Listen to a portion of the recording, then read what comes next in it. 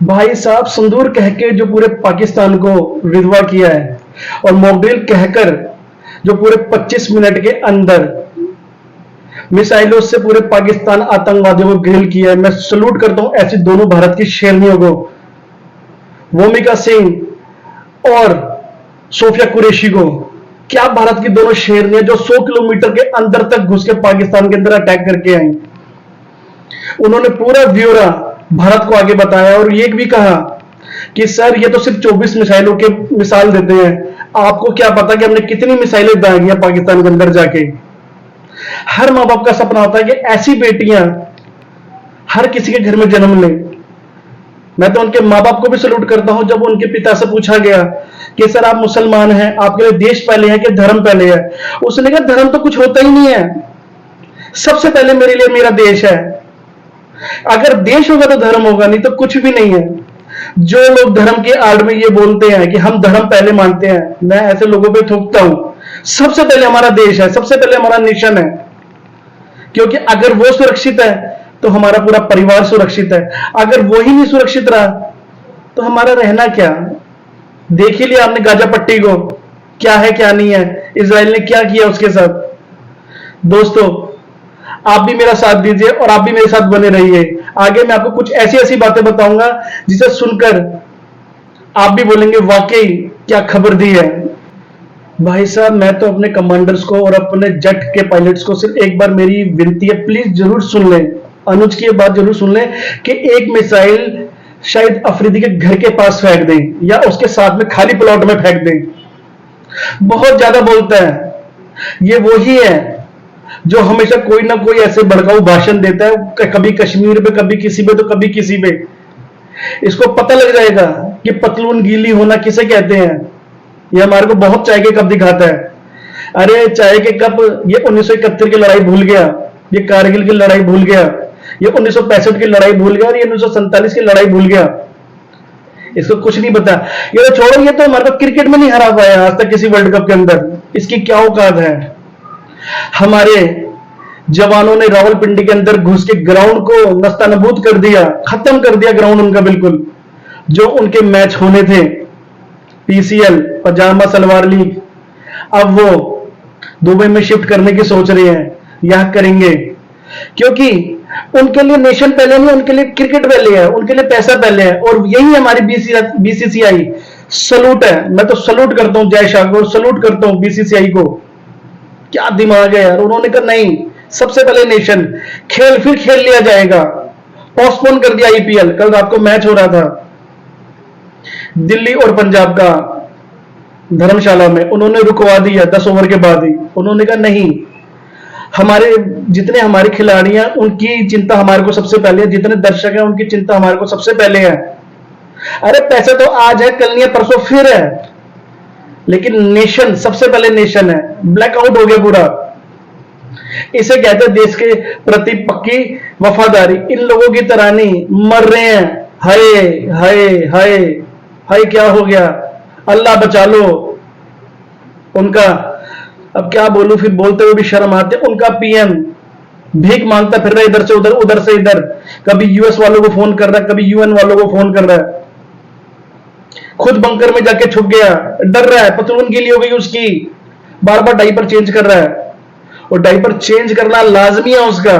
बहुत बोलता था वाइब्रेटर, हम ये कर देंगे, हम भारत के ईंट से ईंट बजा देंगे, हम खून की नदियां बहा देंगे, हम समुद्र में ला देंगे। अरे भैया क्या हो गया, क्या हो गया तुम्हें। 15 ठिकानों पर तुमने, भारत के 15 जगहों पर अटैक किया रात को। एक भी तुम्हारी मिसाइल सक्सेसफुल नहीं हुई। क्यों नहीं हुई? क्योंकि माल किससे खरीदा था? चाइना से कबाड़ खरीदा था, उस पर स्टैंप लगी थी मेड इन चाइना। अरे तुम्हें पता तुम किससे पंगा लिया? अपने बाप से पंगा लिया, अपने होने वाले बाप से नहीं, अपने पैदा करने वाले बाप से पंगा लिया है। पता है ना तुम्हें? S-400 जो रूस से हम लोगों को मिला था और खुद हमने इसको अपग्रेड किया है, 3 लेयर बनाई है उसकी। कोई भी 300 350 की किलोमीटर की रेंज में कोई भी मिसाइल आएगी, वो उसको नस्ता नबूद कर देगा, खत्म कर देगा। अगर उससे बच भी जाएगा तो आकाश जो हमारा डिफेंडर है, बराक जो हमारा डिफेंडर है, जो 45 किलोमीटर और जो 60 किलोमीटर के डिफेंस को जो उसके साथ ही मिलकर तैयार किया गया है, अगर मिसाइल वहां से बच भी जाती है, निकल भी जाती है, तो ये दोनों इंडिया डिफेंडर उसको खत्म कर देंगे। ये सोच रहे थे हम चाइनीज वाला लेकर आएंगे, चाइनीज पटाखे लेकर आएंगे, चला देंगे। अब चाइनीज पटाखे तो हमारे 5-5, 7-7 साल के बच्चे चलाते हैं हाथ में। चाइनीज जेट उठा के ले आए, भीख मांग मांग के यूएस जेट उठा के ले आए। शर्म कर लो यार, कम से कम यार शर्म कर लो, डूब के मर जाओ।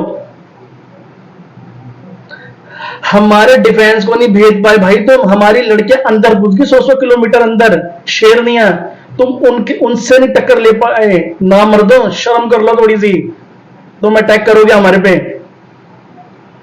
उनका डिफेंस मिनिस्टर क्या कहता है, हमने ना उनके ड्रोन जानबूझ के नहीं मारे, जानबूझ के नहीं गिराए, ताकि हमारी रणनीति पता लग जाती, हमारे ठिकाने पता लग जाते। अरे भाई, तुम ये तो बता नहीं पाए कि तुमने हमारे राफेल 5 कहां मारे थे, कहां तोड़े थे, कहां गिराए थे। यूएन वालों के सामने बोल रहे थे, सोशल मीडिया। पाद खुश्क हो गए तुम्हारे, पतलू ने गीले हो गई तुम्हारी, तुम टक्कर ले रहे हो भारत से। अरे तुम जिस मर्जी को बुला लो तुम चाइना को, अब वो भारत नहीं रहा। अब भारत बहुत आगे चला गया। हमारे डिफेंस मिनिस्टर ने, हमारे मोदी जी ने कह दिया, वैसे तो लड़ाई 5-7-10 दिन की है ये, अगर कोई इसके साथ देश मिल भी जाता है 15 दिन की, 20 दिन की, 2 साल का असला है हमारे पास, 2 साल का। किसी चीज की कमी नहीं है, ना पेट्रोल की, ना तेल की, ना खाने की, ना पीने की। और पानी चाहिए था धोने के लिए, छोड़ दिया भारत ने। ऊपर से चलो, नीचे से बहो, ऐसा हालत कर देंगे तुम्हारी। तुमने उन 28 लोगों को, बेगुनाह लोगों को मारा था, शर्म नहीं आई थी तुम्हें?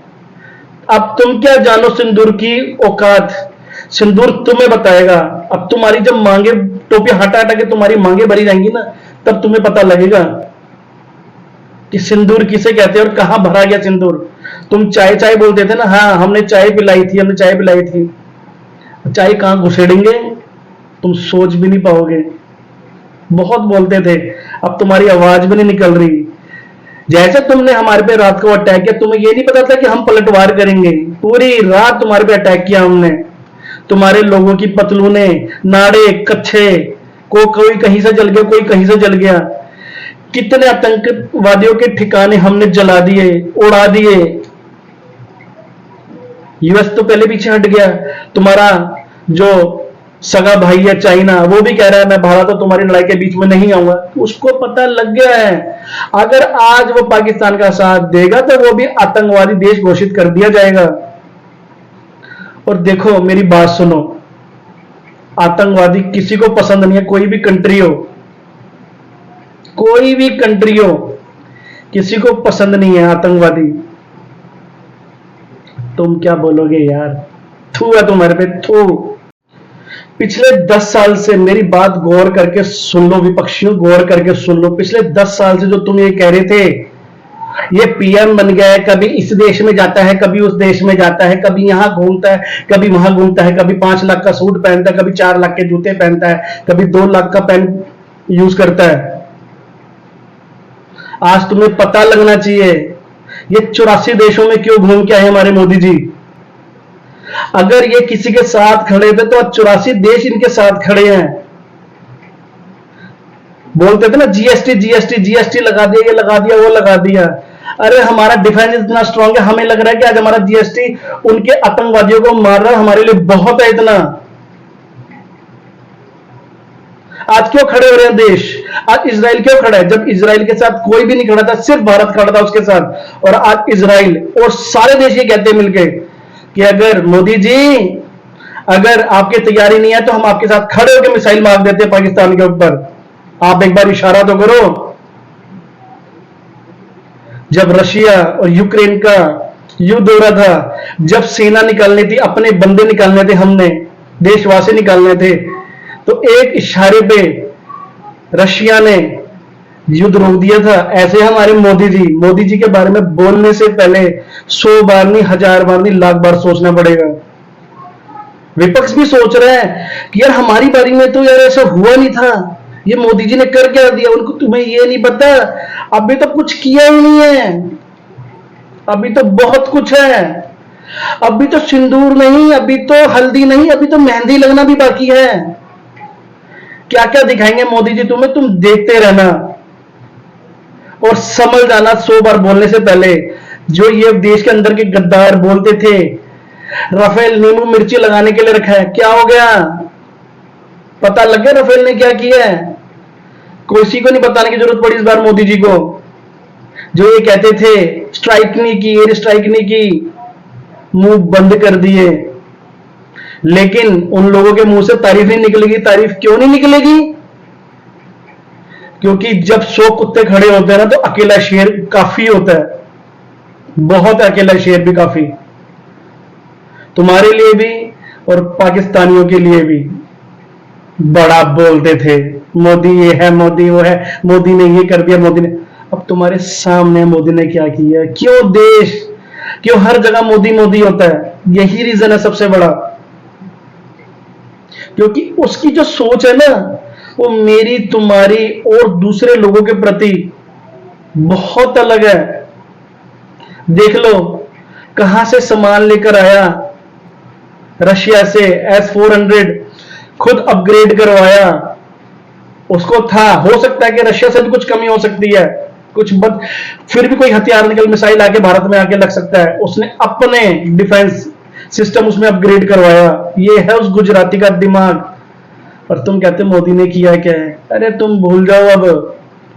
अभी तो जो मोदी और जो कुछ करेगा ना, तुम सोच नहीं पाओगे। इतनी बुरी हालत कर दिया है कि उनका पाकिस्तानी का पीएम बंकरों में घुस रहा है। इमरान खान को जेल से भगाने की कोशिश की जा रही है। क्यों? ये खौफ ही बहुत है इस गुजराती का, ये खौफ ही बहुत है हम हिंदुस्तानियों का, ये खौफ ही बहुत है हमारी सेना का, जो 1971 के अंदर भी इनकी पेंटे ढीली करके आ गए थे। चारों ओर से घेर लिया था, हाथ पैर जोड़ रहे थे, अपने हथियार फेंक के चले गए थे। ये वही है, ये 1971, 1965, 1947 नहीं है। हम बहुत आगे जा चुके हैं हर चीज में।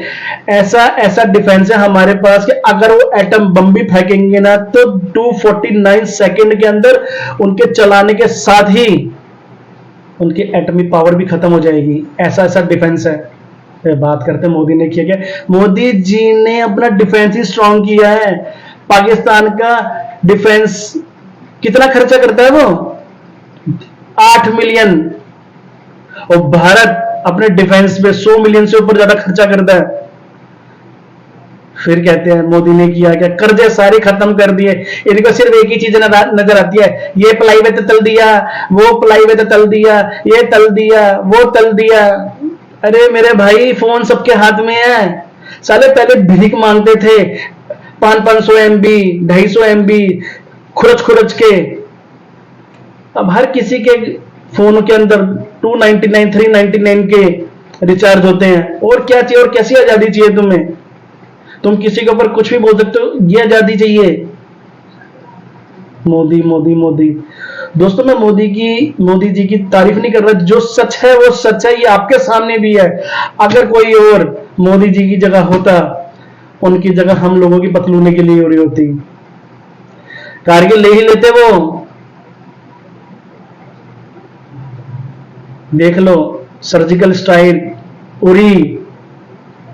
अब तो जैसे पाकिस्तानी करता है ना, वैसे ही देख लो, हमने वहां तक मारा उन्हें जहां तक वो सोच नहीं सकते। और घबराने की जरूरत नहीं है। एक तिनका आसमान से हमारा नुकसान नहीं कर सकता, हमारा नुकसान नहीं कर सकता। ना ही हमारा डिफेंस, ना ही हमारे सैनिक हमारे ऊपर कुछ होने देंगे। क्यों? हम सो रहे हैं और वो आराम से जाकर हमारे को बचा रहे हैं। जय हिंद है, भारत माता की जय है। और ऐसे शूरवीर और ऐसे मिनिस्टर को सलूट है, ऐसे पीएम को सलूट है। दोस्तों मेरी वीडियो को ज्यादा से ज्यादा शेयर कीजिए, लाइक कीजिए, कमेंट कीजिए। हो सकता है मैं गुस्से में कुछ अगर ऐसा बोल जाता हूं तो मुझे प्लीज जरूर कमेंट कीजिए। क्या करूं, देशवासी हूं ना, खून तो मेरा भी जलता है। वो भी किसी के भाई थे, पिता थे, बेटे थे। ये चीज हमारे साथ भी हो सकती थी। ये चीज ना हो तो आज जो हो जाए वो सबसे अच्छा है। तो प्लीज मुझे सपोर्ट कीजिए, मेरे चैनल को सब्सक्राइब कीजिए।